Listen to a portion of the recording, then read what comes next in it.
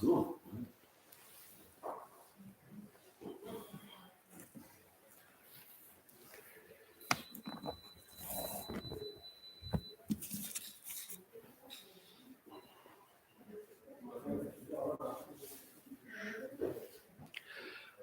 Om Asato Ma Sadgamaya Tamaso Ma Jyotirgamaya Mrityorma Amrutam Gamaya. Om Shanti Shanti Shanti. Om, may the divine lead us from the unreal to the real, from darkness to light, from death to immortality. Om, peace, peace, peace. Welcome to the Sunday service of the Vedanta Society. It is being live streamed from the Vedanta Society of Calgary. As you can see, the beautiful shrine of our Calgary Center.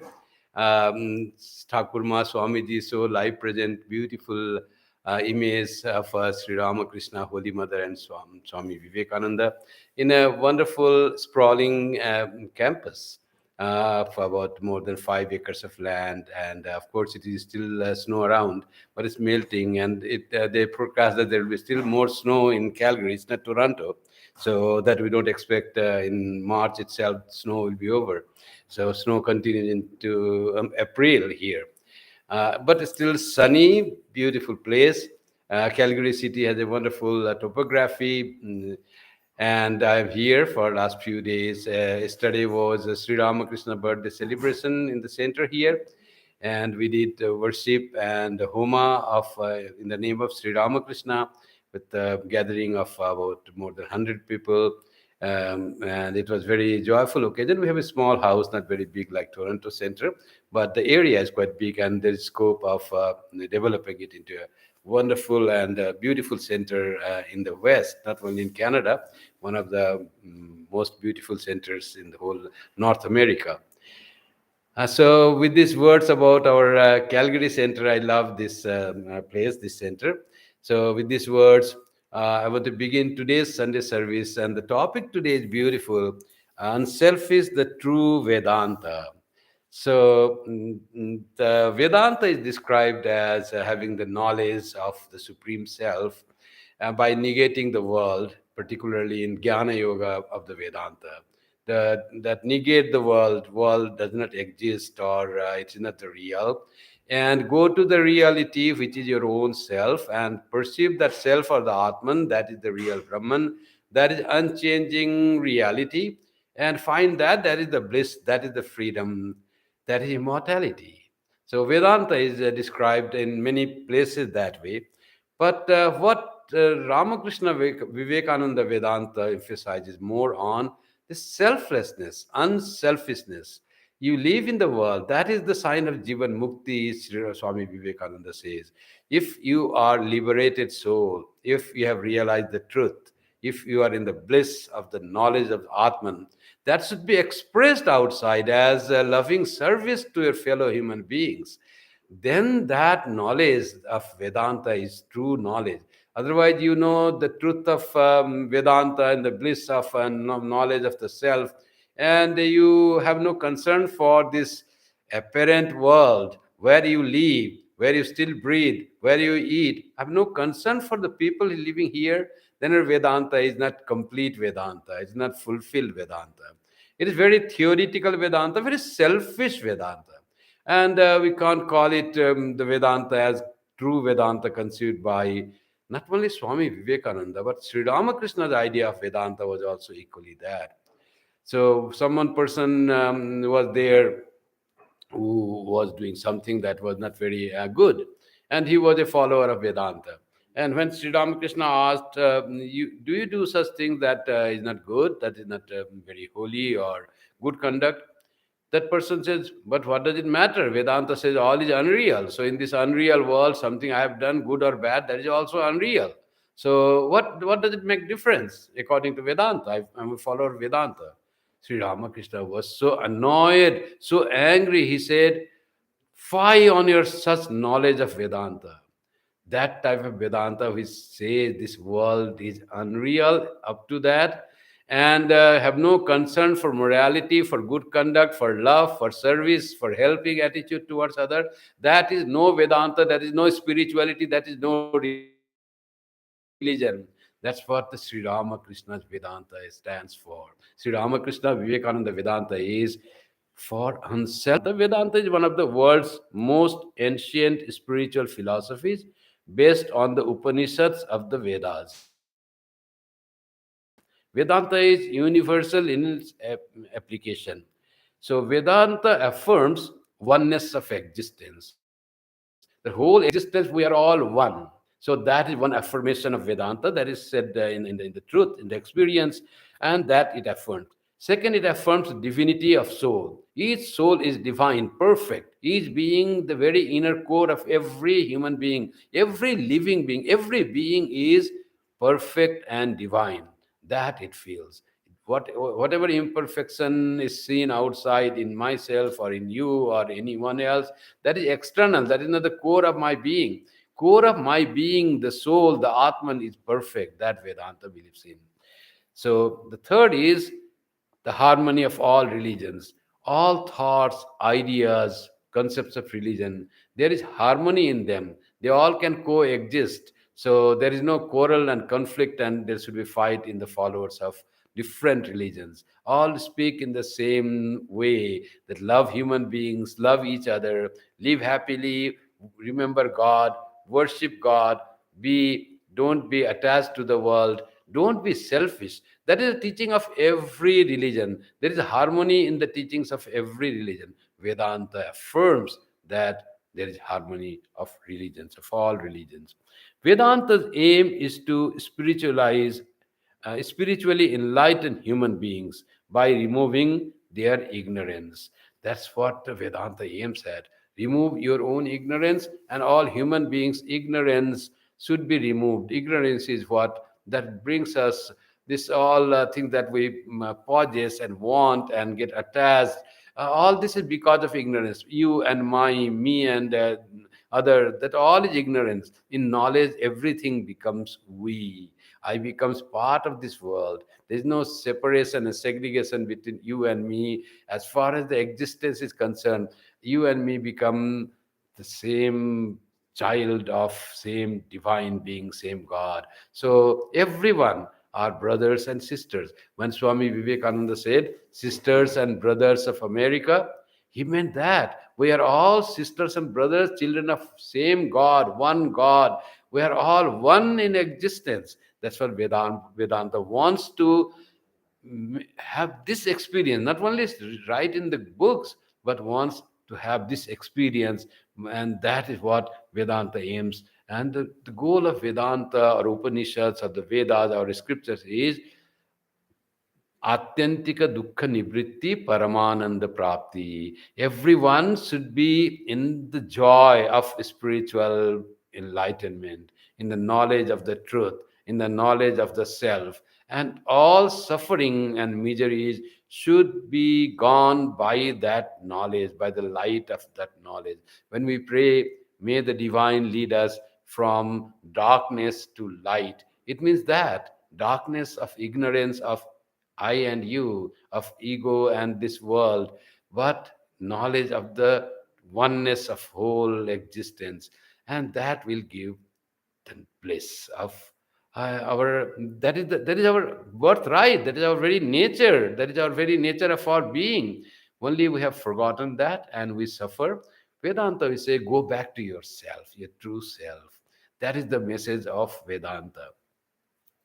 Spirituality is the experience and expression of truth or reality. What we perceive with our senses is not the ultimate truth.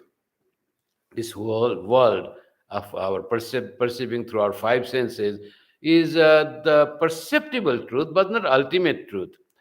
In truth, there is freedom and joy.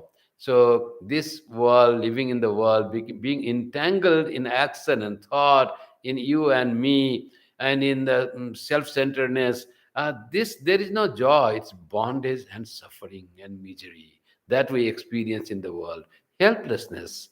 So, but the truth, the reality, that very nature, it gives us joy and freedom. Vedanta tries to reach us to that state, to that level of human excellence, that living in the world, in this samsara of Maya, we can experience the freedom and joy of Brahman, also called Atman, that is our true self. That is the true reality that we say. So there are two things: Atman, my true I, my true self, and its expression in ignorance as ego. What I think I, the small I, you can say. The I, small I, that feels I am the body, I am the mind, I have this family, I am related only to this. This is my circle, and beyond that, I don't have any relationship or any function. So that is ego. That is not the self. That is not the full expression of I, the Atman. Atman's ego is powered by Atman, but misunderstood or confused Atman is ego. So when we are in ego, we are expressing our ego, there is samsara, there is world, there is bondage and suffering. When we reach to our real nature, when our differentiation goes, when I become all, when I am not separate from others, I am all and I am in all, and I am one with existence, that is the expression of our Atman or true self. Then that is knowledge, that is freedom, that is bliss, that is the goal of our life. Having been born as a human being, we can achieve that state, that excellence, that transformation is possible, transforming our ego and staying in the true knowledge of our true self. That is possible in this human life. So how is that possible? By that Vedanta says it is possible. It is possible through many means. It is possible through prayers and loving God and seeing God everywhere, in everyone as the expression of God or belonging to God. That is one way to be one with this existence. Other is going deep into your meditation, into your own self, and by that you are not connected to the world, you live in your true self. That is another way called the path of meditation. There is still another way, path of vichara, as they say. Vichara is, you say, this world you see, don't have to meditate with closed eyes and try to go deep into your true self by controlling your mind, but through your vichara, through your thinking, through your discernment.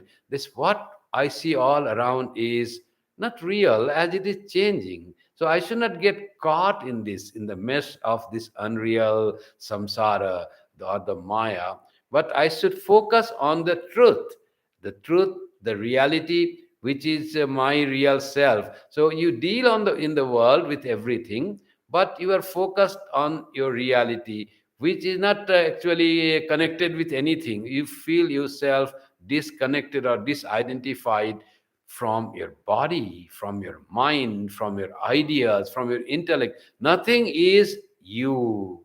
You are nothing. All this is Prakriti, all this is Maya, all that are not you. So, that type of thought, when it comes, that is called the path of discernment, path of thinking, path of vichara, or in other words, jnana yoga. That also leads us to the realization of the truth. We go from darkness to light through the path of jnana. Swami Vivekananda says all those are right, but there is still a better path, a true expression of Vedanta, and that is the path of Karma Yoga. When you perform your work with love for serving others, for others, nothing for yourself. You don't think about yourself at all in anything. Only the thought goes for the good of others. And that is the path of unselfishness. And that is the better expression of Vedanta, making yourself connected to all as your own self, and you are not concerned with this little self which of ego, this body and mind. You have that, but you are not concerned with that, you are not connected with that, you don't work for that, you don't think for that, you think only for your fellow brethren, for your fellow sisters and brothers, for your fellow other creatures of God, for this beautiful universe. You are concerned only with that. Beautiful trees and the rivers and the sun and the fellow human beings, and all are become your own. The trees, the rivers, the sky, the clouds, everything becomes your own, and you only think about the joy that is present everywhere in every human being. When someone suffers, that makes you suffer too, but you don't have concern for yourself at all. You don't think what is happening to you, whether you got a profit or loss, nothing of yourself. That is called unselfishness, self abnegation. The small self is removed, is not taken into account, care. Then who will take care of the self? If you don't have body and mind and healthy body, then how will you love the world? How will you love this creation? How will you love this world as your own true self reflected there, or God's creation, or God being present in everything? How will you do that? No care for yourself by yourself. Let it be taken care by nature. Let it be taken care by God. And it has been proved in the history. When we are perfectly unselfish, this body is taken care of. If it is needed to live, it is needed to survive, if it has something to do good to the world, it will be taken care of by someone, by the will of God. So there is no dearth of being taken care. You forget about yourself and you will be taken care of. Sab kuch deke sab kuch paya. That's one Hindi saying. You give up everything of your, and then you get everything by God gives you. God gives you everything. From God comes everything to you. That is the unselfishness. But you don't work to get everything. You just work for the love of all. And that is what the perfect unselfishness. So, this perceptible reality that we perceive according to Vedanta is not the ultimate reality. It is Vyavaharika Satya. It is a practical or perceptible reality which is there for some time. After some time, it will go. So, there is death in this, there is destruction in this, there is coming and going in this. There is no permanent staying, there is no permanent existence in this world. But we want to live permanently. We don't want to die. We don't want to just remain attached to this perceptible, ever changing, ever destroying, created world, part of that, and then finish and gone. And what happened to us? So we want to be there for alive. Why we want that? Because that is our nature. We are always present. We are existence itself. So anything that makes us little think about, oh, we will die, it gives us pain, because it is not our true nature. Whatever is not our true nature, that gives us suffering. Hatred, jealousy, that is not our real nature. Our real nature is love. Our real nature is being one with all. Our real nature is helping and serving others as our own self. In that we feel joy. Whenever we help someone, little help with little talk, little saying good morning with a real smile, and trying to pray that may that person be happy, that gives innermost joy to us, because that is our real nature. Other person is not other, that is my own self, seen as other, perceived as other by the senses. But in reality, ultimate reality, there is no other in the world. All is my own self. And that type of idea makes us practice unselfishness. So, this ultimate reality is we are all one, we belong to one reality, we are all Brahman, perceived as this universe, as I and you, but in reality, we are all one. This is just a perception, this is just the feeling that is, there are so many things, and I and you are there, and he and she is there. This all is just the perceptible reality. Ultimately, we are all one. That is what the Vedanta says. We are one. And we need to live, think in that oneness. And then we'll be living Vedanta. We want to live Vedanta. We want to work Vedanta. We want to dream Vedanta. That is what the person who follows Vedanta will do that. And to live Vedanta, we have to live a life of perfect unselfishness. That's why unselfishness is true Vedanta. Here we live Vedanta.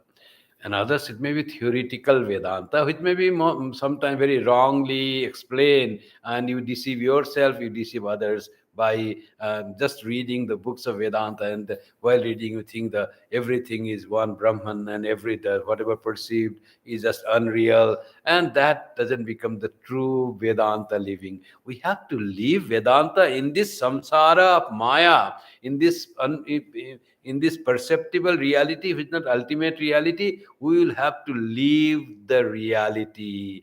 Eko anit eko bahunam, nityo anityanam, eko bahunam.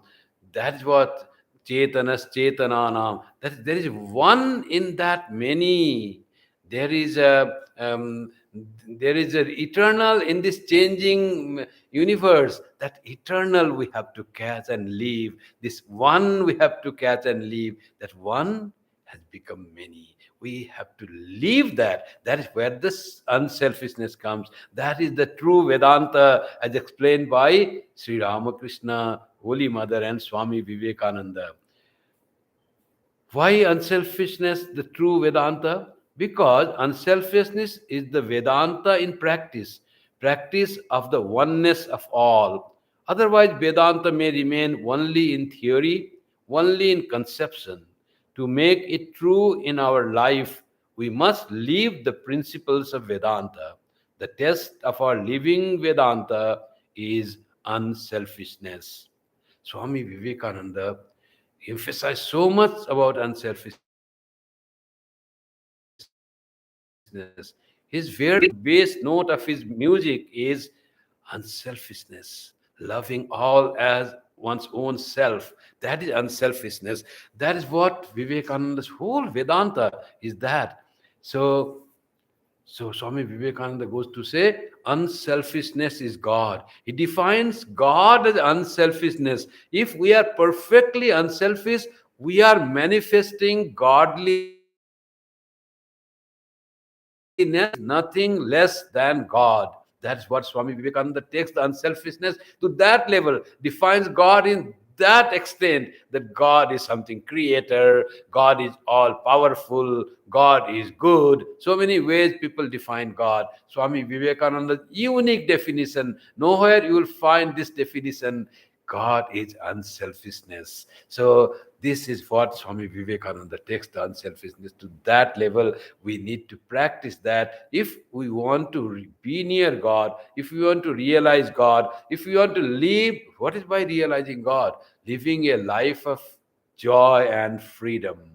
No, this samsara's bondage, helplessness, miseries, worries will ever be able to touch us if we live a life of godliness. So that is what is Paramananda Prapti, and that is sought by a sadhaka, seeks that mukti after death or mukti while living.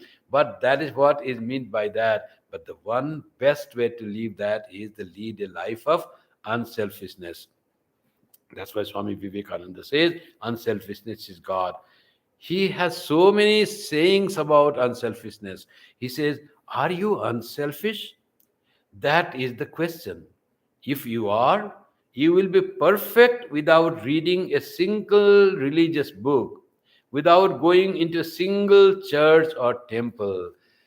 Unselfishness. What is unselfishness? Putting others before yourself, before having concern for others, not for yourself. Not even after others you think about it. Don't think about yourself at all. Just forget yourself and just think for others. Then others become your own self. There will be when you start thinking about the good of others, you start praying about others, you forget to pray about your own thing. Make me pure, make me good, may I attain liberation. Even you don't say that for yourself at all. You just pray, make him healthy, make him pure, make his suffering go away, may he be well. When you think only about others and pray about others, you have already started being unselfish. And when you are unselfish, then you don't have to do anything. You don't have to read a single religious book, neither the Bible or the Vedas. You don't have to have any knowledge of anything. Only your unselfishness, your thought about the goodness of other, your thoughts of wellness for others, that well-being for thought of well-being of others, that will make you pure and spiritually enlightened in time.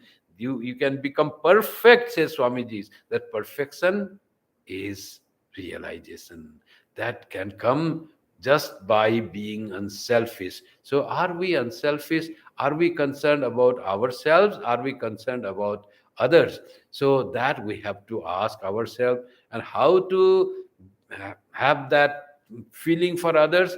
The more we love others, the more we become unselfish. And this unselfishness can be practiced, it can be increased as love can be increased and expanded.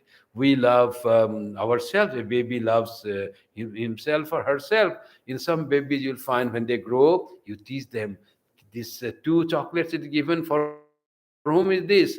The baby will say, the child will say, one for me and one for my brother. And that is the practice of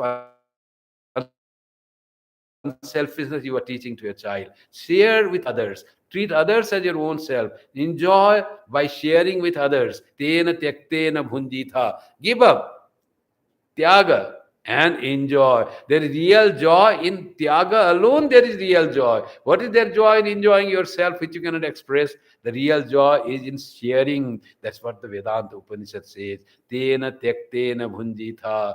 Don't be possessive of the thing. Give up the thing. Share thing. Think that everything belongs to everyone. The whole universe belongs to everyone, and that will make you unselfish, that will make you perfect and joyful. So we need to train ourselves to love more, grow more love in our heart, and become more unselfish in a greater degree. Swamiji says, try to be pure and unselfish. That is the whole of religion. Whole of religion combine into purity and unselfishness. Being pure in thought. Purity means no hatred, no jealousy, no attachment, no moha, delusion, and that becomes our heart pure. And with that purity comes love for all, concern for all, working for all. Unselfishness is not something that you have only in your heart. It has to be expressed in your action. Unselfish love is in the heart. Unselfishness is the action of that, expression of that love in your heart. That has to be expressed. You love all world. You feel so sad when there is something calamity going on, something difficulties going on somewhere. You feel so sad in your heart. But that is the only love. How to express that love is the unselfishness. You outreach them. You try to help them through whatever way you can do. If it is near you, you go there and go in the relief work. If it is far away, then help them through your financially, help them through your prayers. All that is the sign of unselfishness. I told you once I had gone to Kailas, and Kailas was very nice. It's tough to go. And when you see the holy mountain of Kailas from Manas Sarovar, the dream of your so many years of your planning and dreaming to visit Kailas goes. You see the Kailas mountain, the Shiva, emblem of Shiva, in pictures, in pictures. And there you see it with your open eyes, the Kailas there, holy Mount Kailas is there. You feel your heart. Go to Manas Sarovar, there you see more clear. Go nearer, more clear. So I went there. We went around the Kailas. I did half of that going circumambulation of Kailas.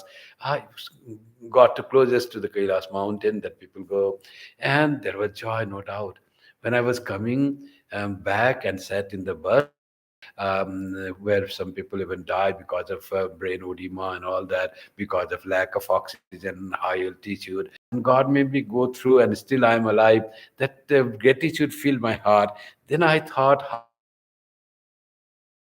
how this was possible, and I prayed to everyone, prayed to Shiva for everyone, every being. And I believe me, that was the best moment of my life when I started praying to Shiva, to Kailas, for the spiritual benefit of all people of the world, for everyone, for the people whom I knew, people whom I did not know, to all them. And I prayed. That was the most joyful moment of my Kailas pilgrimage. Why I'm sharing this to you is when we pray for others, that is the sign of unselfishness, and that is the sign of real joy. We must pray for the people whom we love, those who love me, who love us. But we should pray also to those who do not love us, perhaps who hate us, perhaps who are not antagonistic to us. If we could pray from our heart for them, that is the sign of unselfishness. We are growing in the quality and strength of unselfishness. We are growing in the Vedanta, knowledge of Vedanta, which says, make the whole world your own. When Holy Mother says that, make the whole world your own. No one is alien, no one is other, my child. Whole world is your own.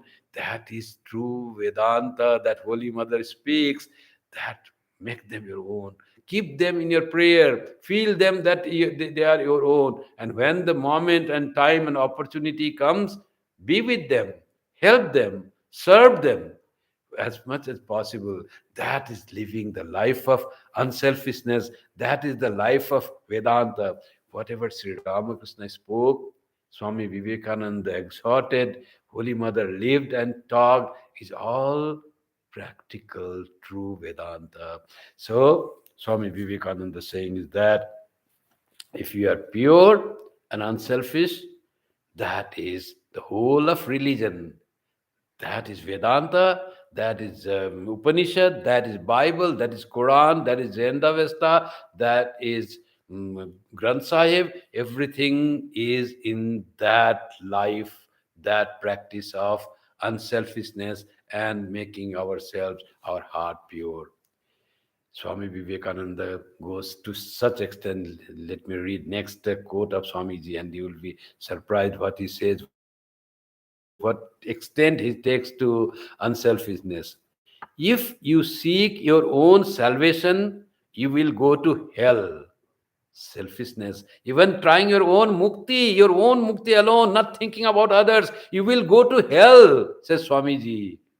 Nowhere emancipation if you are unselfish. You will go to hell.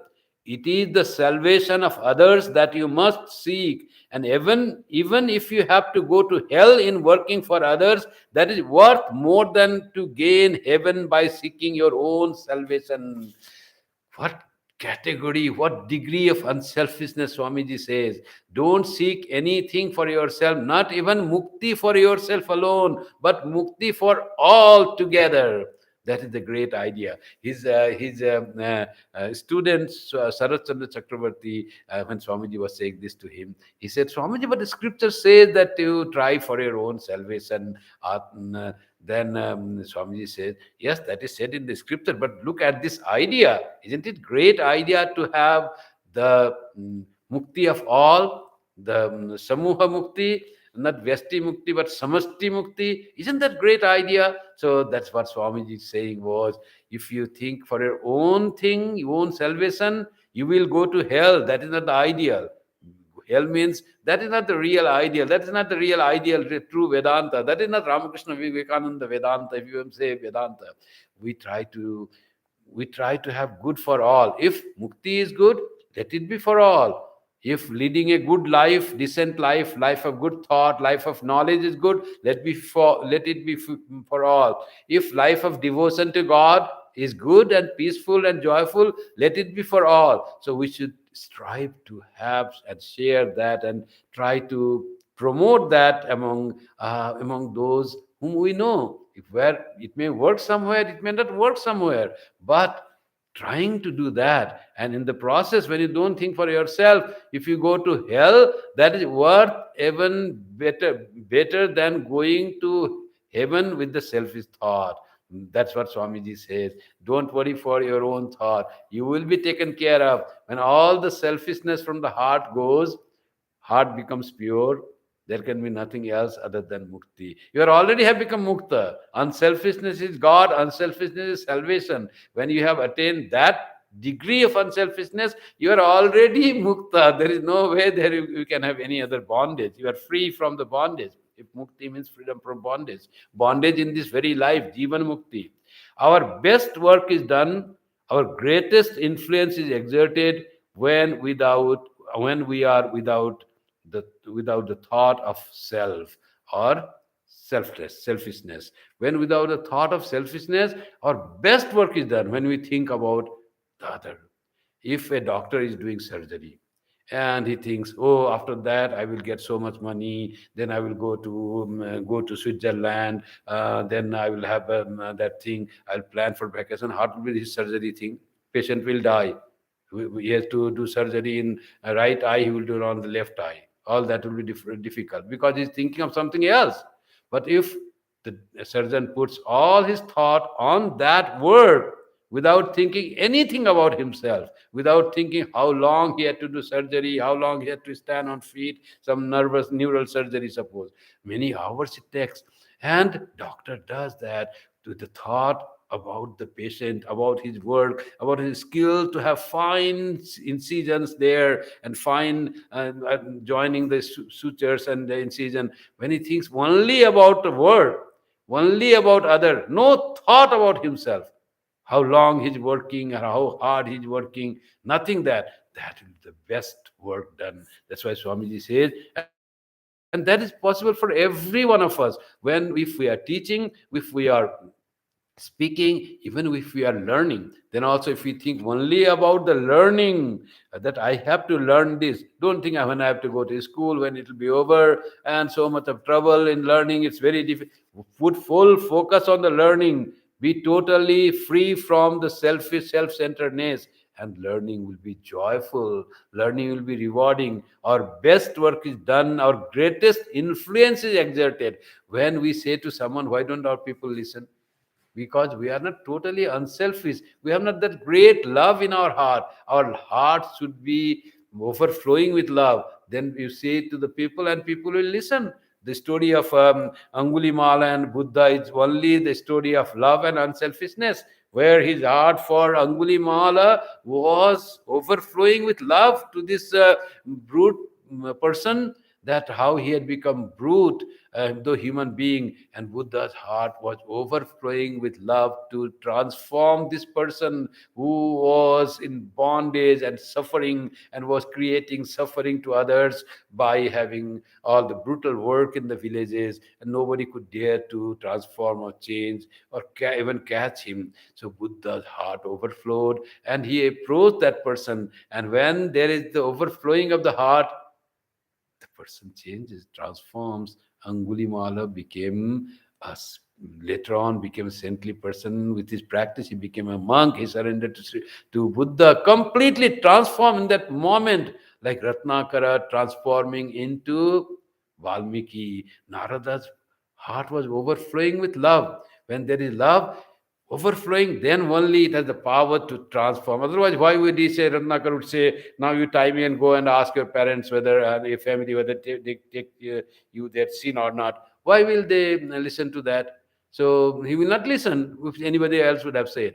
Because Narada said with love and feeling, and for it was all about for Ratnakara, not for himself. That's why Ratnakara at least could listen to go home and ask them. Otherwise, for others, he would not carry if there was no love in the person. So that is how this love works. unselfishness work, our best is work is done, our greatest influence is exerted when we are without thought of self or selfishness. All expansion is life, all contraction is death. And what is expansion? Swamiji clarifies. All love is expansion, all selfishness is contraction, love alone is life, selfishness is death, self centeredness is death. So that's what Swamiji is saying is Swami Vivekananda goes to say selfishness is the chief sin. he, Swami Vivekananda didn't dwell in sin. Sri Ramakrishna didn't like the word sin because it's so much described in Bible. He says in the Bible, everything is sin. We are born of sin. We are sinful being. Like that thing. Sri Ramakrishna said, we are the children of immortal bliss. Where is sin? If you say sin, sin, sin, I am sinner, I am sinner, you tend to be sinner. Deny the sin. Think yourself to be pure and child of Brahman and divine being. Assert your Atman nature. Don't dwell on your weaknesses. That's what Vedanta says. That's what Ramakrishna Vivekananda Vedanta says. Still, Swami Vivekananda says, and at one place he said very nice. It is a sin to call a man sinner. If there is a sin, to call a man sinner, that alone is the sin. To have no hope in human being. Every human being, whatever degraded he might be, there is light, purity, divinity inside. Can you just manifest that divinity? Help him to do that. So don't be hopeless for any person. That's what Swami Vivekananda said. It is a sin to call a man sinner. And here it says, he says, selfishness is the chief sin. What is selfishness? Thinking of ourselves first. That is selfishness. I first, me first. He who thinks I will eat first, I will have more money than others, and I will possess everything. He who thinks I will get to heaven before others, I will get mukti before others, is the selfish man. And that is sin, that is bondage, that is suffering. So don't think only for yourself. Be unselfish. Think about others. Do about others. That's what Swami Vivekananda says. That's what he says. This is the practical Vedanta that he brings to us. The difference between God and evil is beautiful quote. The difference between God and devil is nothing except in unselfishness. Listen carefully. The difference between God and the devil is nothing except in unselfishness and selfishness. The devil knows as much as God, is as powerful as God, only he has no holiness. That makes him a devil. Devil is selfish, God is unselfish. This is the concept of devil according to Christian theory. So they say devil is very powerful and he always works against God, and he can, if he possesses you, you become like devil. If you are given to God through your prayers, you become like God. Devil is also knowledgeable, powerful. He's always in conflict with God. That is the concept, Western, the Christian concept. So according to their concept, he says the difference between God and devil is nothing, but in one is only think about the good of others. God is all unselfishness. His care is for his creation, for the human beings that he has created, for the world that he's created. He's totally unselfish. He doesn't think about himself. He's not self-centered. He is his creation-centered, you can say. He is other-centered. He is totally unselfish, and devil is totally selfish and self-centered. He does everything for himself. He's always at God with his selfishness. That's why he became devil and God became God, because unselfish became God, selfish became devil. When we are self-centered and selfish, we tend to be devilish. When we are unselfish, we tend to be godly. We are manifesting the divinity of ourself, of our Atman, when we are practicing the unselfishness. Our own selfishness makes us the most errant cowards. Our own selfishness is the great cause of fear and cowardice. So that is the bondage. That is unvedantic. That is being, caught by the snares of Maya. when we are selfish. Let us break this selfishness. Let us break this idea about I and me alone, and let us think about others. Let us be unselfish and manifest the Vedanta, true Vedanta, in our practice of our life. Swamiji's true and practical Vedanta came from Sri Ramakrishna. Sri Ramakrishna's Shiva Gyane Jiva Seva had profoundly impacted Swami Vivekananda's life. When Swami Vivekananda condensed his ideas for the guidelines for the work of the Ramakrishna mission as Atmano Mokshartham Jagat Hitayacha, he was echoing his master's expression of true Vedanta, Shiva Jnane Jiva Seva. See everything as God and love all as manifestation of God. And God is our true self, manifestation of our true self, and serve them as not as others, but as God, but as your own self manifesting, seeing as others. So those are real you. You, your body and mind, it is not real you. Forget that. It is not practice place of practice of Vedanta. The you are given in you and you are given in all. The ignorant person sees oneself only in his body and mind. I am this body mostly, attached, affected, centered in body. That is self-centeredness. And others see that self in everyone, every being. Let us change our vision from looking only to ourselves to look all the whole world, all beings, all human beings as our own self, as our own self, and treat them as our own self, as we were loving in ignorance to my own ideas, my own thoughts, my own being, as my thing. I always forgave my own mistakes and saw others' mistake as very big.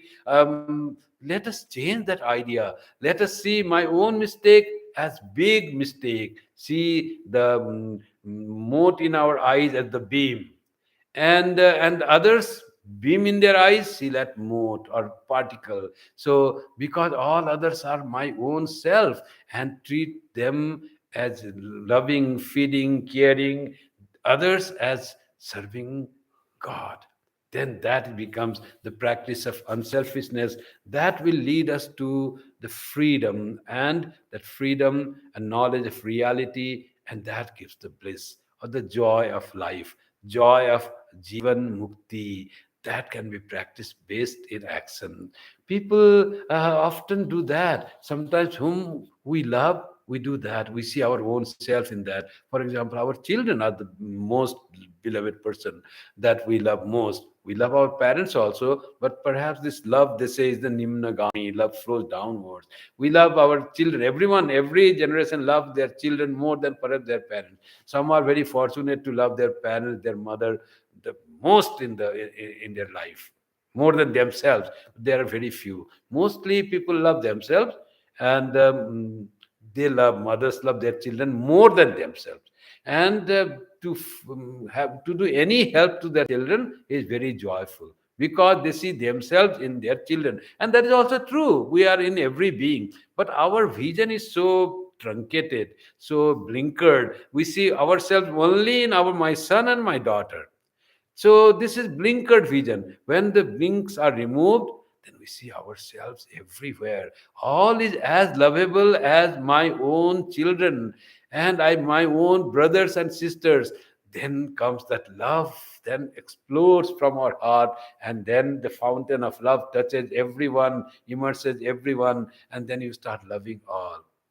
You know how people love those whom we love, the ideal. They love Thakur, Ramakrishna, Holy Mother, Swamiji, and those who follow their own ideal. You see, that's a common, it happens. And that's why devotees love each other. Whether they are the Christians, we love them, their fellow brethren. Ramakrishna followers, we love them, fellow brethren. But as the Ramakrishna follower, if we are stuck only loving our only the followers of Ramakrishna, devotees of Ramakrishna, we have not fully understood Ramakrishna. We have to love everyone, whether they are devotees of Islam, and devotees of Allah, or devotees of Ek Onkar, or devotees of Ahura Mazda, whomever they are devoted, devotees of Father in heaven, we have to love them all human beings, as our own self, as the devotees of Sri Ramakrishna, as they love. How much they love devotees of Sri Ramakrishna, I will give you example before I close. Uh, they love, this morning. The ashram is little quite far away from the devotee's house. It is in the edge of Calgary, city of Calgary. That's why you could get so much of land in this age. Otherwise, in a city, how you get so much big plot of land, and that is also affordable by a society like ours, which is not rich at all. So we live little far from others. In the early morning, they got up, and because Swamis are here, we're here two Swamis. Swami Vimohananda ji from Vancouver is visiting here for Sri Ramakrishna's birthday celebration, and I've come from Toronto, And then they met early in the morning. They got up, maybe they got up 4 o'clock, 5 o'clock on a Sunday when they are supposed to have a longer rest. They got up and made some nice breakfast for us, cooked them, and beautifully, the best as they can do, and ran early mornings, 6 7 o'clock. They started from there, and they came right at 8 o'clock here early morning, and they ran, drove 1 hour, and came here. What for? Just to give joy to the Swamis of nice breakfast, serving. This is an example of unselfishness the for the Swamis whom we respect and love, because they are Sri Ramakrishna's monks. Because we love Sri Ramakrishna, that's why we love the monks of Sri Ramakrishna. We love the devotees of Sri Ramakrishna. That's why we can sacrifice our rest. We can work hard early in the morning. We can drive early morning for 1 hour to come to the Vedanta societies. This is an example of unselfishness to a certain degree. They are not thinking about their self. They are ready to sacrifice their comfort for the love of the monks of the Ramakrishna order. So that is an example of unselfishness. In our center, our devotees come, volunteers come, and they cook every Sunday. They will come and cook. They're leaving every household duty at stake for a few hours, and make food for the devotees. They have to make simple lunch for the devotees that will come to Vedanta Society, that will come to pay respect to Sri Ramakrishna, that will come to the Shrine Vedanta Society of Toronto. So much of joy for the people coming, and they are ready to sacrifice because of this love. That is the expression of unselfishness, and they find joy in serving all. Nothing for them. They don't get anything. Even we don't say thank you to them. That's what it is. Unselfishness doesn't seek anything. It doesn't seek thank you also. Some people not very happy when you say thank you. Why thank you, Swamiji? We are doing this.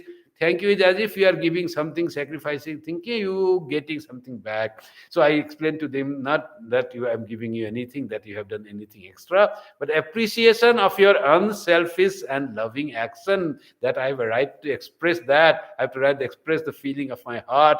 That's why I say thank you to you, not the formality at all. So that is what the unselfishness is expressed in our work. When you work for Sri Ramakrishna, work in the when people come in the Vedanta Society, and they quietly go and clean the washrooms.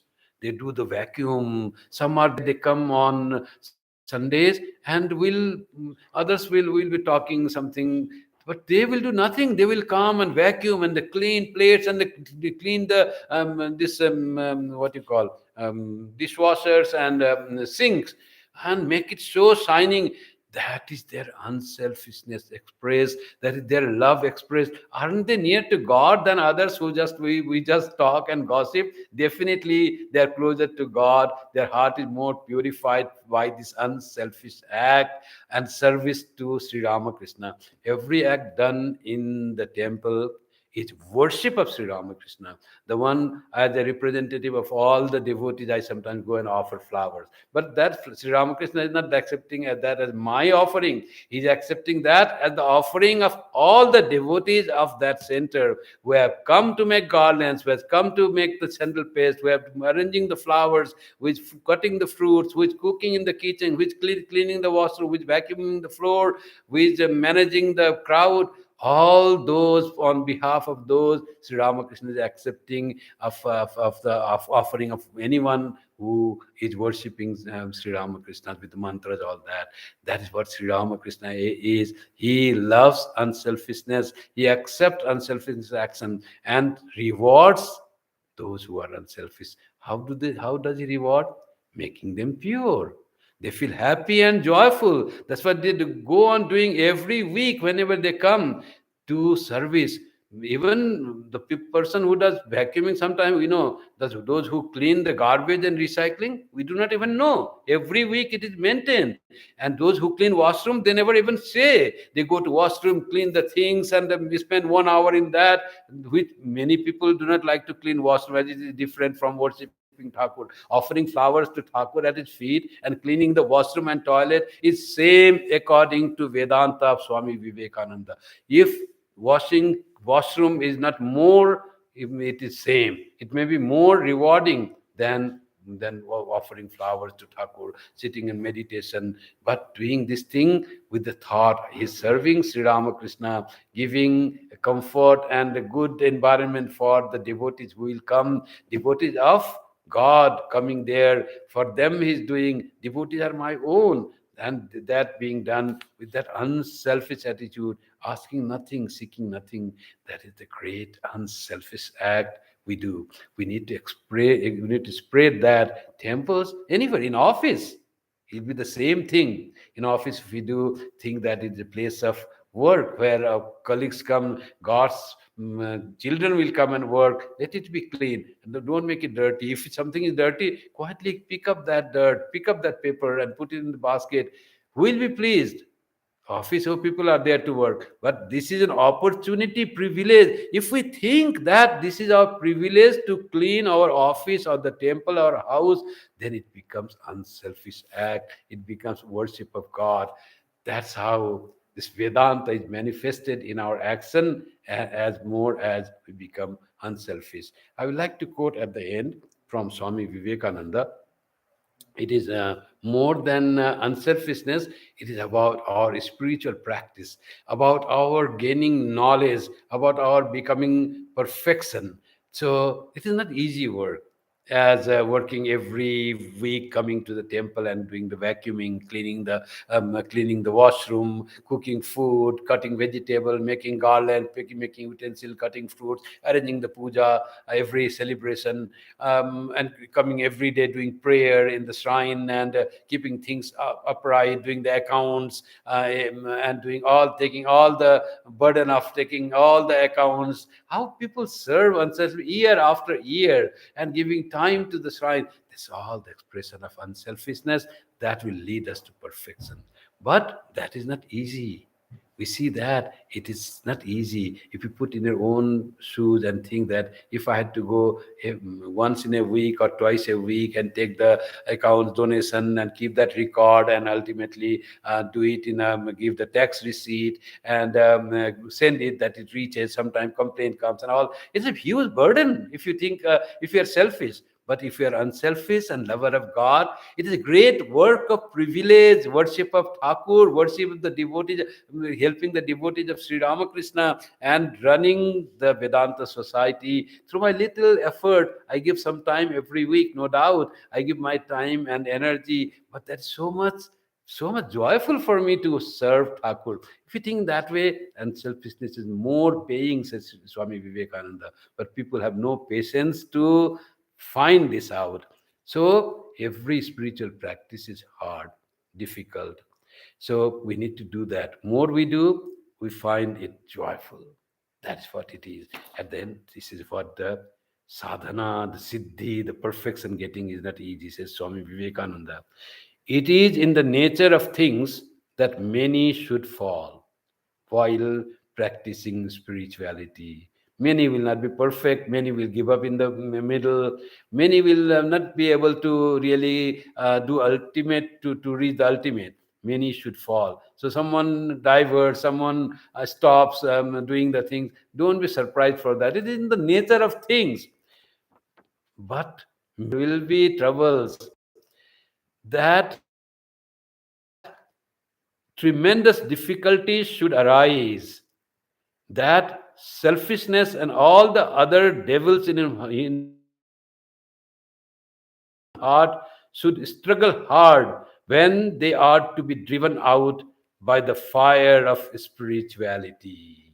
So this selfishness and other devil in the human heart will be driven away by our regular practice, will become totally unselfish, but that will need courage. That may troubles may come, difficulties may arise, many of us may fail, but those who strive, the success is theirs. We will reach that perfection. We will reach the manifestation of human excellence. We will leave Vedanta and manifest the teachings of Vedanta, that all is one. I am one with the existence by the practice of unselfishness. That's what is true Vedanta in practice. Otherwise, Vedanta becomes theoretical and only in concept. That is not the total of Vedanta. Totality of Vedanta is understanding through the scriptures, by listening to the people who are giving talks, Sravana, then liking it, thinking about it. Yes, that is the life when I can feel that I am one with all, when I can love all, when I can give up my self centeredness. That is real joy. I feel that is true. I can understand that is the truth. And then Nididhyasana, I said, live up to that. Meditate on that is the word. But Swamiji's Vedanta will say, live that by your unselfish practice. Be a true Vedantin by becoming perfectly unselfish. Thank you very much for being with our Vedanta Society of Toronto, Society of Calgary. I'm not aware how the live streaming or online thing went. I will get feedback later on. I got one call in the middle. Perhaps there was some hitch. But anyway, that much we could do here. Whatever is available best, that was done. It is far away from the city. There is little difficulty in having the strong that Wi-Fi also. But they have done the best, as much best they could do. So I could do this much and feel so happy to be with you. Like talking about Swamiji's thoughts is always so joyful, so energizing. Talking itself is so energizing. Thinking, being with that. When we live up to this thought, this ideal, when we make practical, when we lead to the ideal of Atmano Mokshartam Jagat Hitaya cha, or we lead the idea of Jagat Hitaya, Atmano Mokshartam will have to be connected. They are the twin ideals, renunciation and service. That is the twin ideal. If you are perfectly unselfish and devote in service, renunciation will automatically come. Tena tektena bhunjitha, says the Ishopanishad. That will automatically come, and we will reach God, will realize the truth and become a true Vedantin in thought and practice. Let's strive for that. Let us pray to Sri Ramakrishna to enlighten us and make us work for this unselfishness. May Thakurma Swamiji bless us all and tread the paths of the beauty and knowledge and the bliss shown by them in their explanation of Vedanta as practical Vedanta. Thank you so much. Now the closing chants and we close. Om Shanti Shanti Shanti Hari Om Tat Sat Sri Ramakrishnaarpanamastu. जय श्री गुरु महाराज जी की जय. जय महामाई की जय. जय स्वामी जी महाराज जी की जय. जय गंगा माई की जय. जय भगवान बुद्ध की जय, जय ईशा मूषा की जय। सर्वस्तरतु दुर्गाणि सर्वो भद्राणि पश्यतु, सर्वसद्बुद्धिमाप्नोतु, सर्वत्र नन्दतु। Hari Om Tat Sat. May all be freed from dangers. May all realize what is good. May all be actuated by noble thoughts. May all rejoice everywhere. Om, peace, peace, peace be unto us all. Now, at the end, the announcement is a little different from what we have announced in the March newsletter. We got a guest speaker, and she is Catherine Ludwig, and she lives in Japan and teaches religion in Japan. She's very knowledgeable, very learned. So she'll be talking about religion in Japan. So please come next week to Vedanta Society if you have time. We can attend in person. I'll also be there. And if we cannot come, weather is bad, please listen on online. We'll again do it online on YouTube next Sunday at 11 a.m. So hope to see you, or hope you will see our guest speaker speaking a wonderful topic, religion in Japan. It is so different from what you think about religion. They are all not Buddhists, but beautiful. She will explain. She's by her very right and study, she is a very good teacher. She is a daughter of a devotee of the Vedanta Society of Toronto. Thank you very much, and I wish you a very good for the week that's coming, starting from tomorrow. Bye for now.